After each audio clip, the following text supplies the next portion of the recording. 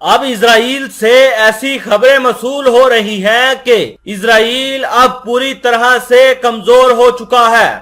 اسرائیل اس بات کا اعتراف کر رہا ہے کہ اب اسرائیل بہت ہی کمزور ہو چکا ہے اور لوگوں کو اس بات کا پتہ لگ گیا ہے کہ اب اسرائیل اپنے دشمنوں کا مقابلہ نہیں کر سکتا اور نہ ہی ان کو لگاتار ان حملوں جو اس کے اوپر ہو رہے ہیں ان کا جواب دے پائے گا۔ دوستو، یہ میں اپنے سے نہیں کہہ رہا بلکہ آپ کے سامنے ثبوت رکھوں گا۔ اگر ثبوت رکھوں گا تو آپ یقین کریں گے مجھ پر۔ سب سے پہلے آپ اپنی سکرین پر رپورٹ دیکھیے۔ صہیونی حکومت کا اعتراف، اسرائیل کی کمزوری سمجھ گئے ہیں لوگ۔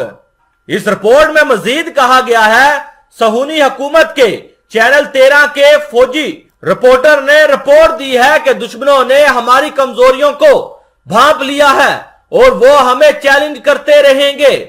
صہیونی حکومت کے چینل 13 کی اکثر رپورٹ کہ اسرائیلی سیکیورٹی سروسز کے اندازوں میں اسرائیلیوں کے لیے سیاہ دنوں کی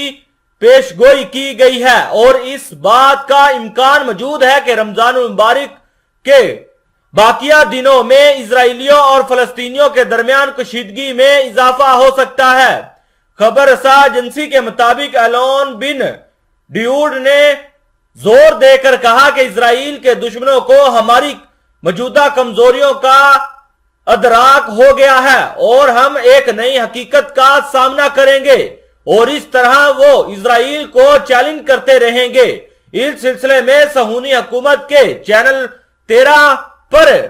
اس بات پر بھی تنقید کی کہ میں نہیں سمجھتا کہ رمضان المبارک کے اختتام کے ساتھ ہی کشیدگی ختم ہو جائے گی۔ فلسطینی سیکیورٹی ذرائع سے حاصل ہونے والی معلومات کی بنیاد پر ہمیں ایسی مسلح تنظیموں کا سامنا ہے جو خاص طور پر جنین اور نیبولس شہروں میں کارروائیاں کرنے کا ارادہ رکھتی ہیں۔ اسرائیلی حکومت کو یہ احساس ہو گیا ہے کہ مغربی کنارے اور بیت المقدس میں جو کچھ ہو رہا ہے وہ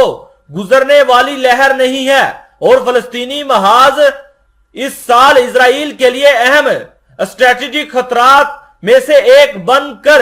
آ گیا ہے۔ اس اختلافات کے باوجود کہ صہیونی حلقوں نے موجودہ صورتحال سے نپٹنے کے لیے مناسب حکمت عملی کا تعین کیا ہے،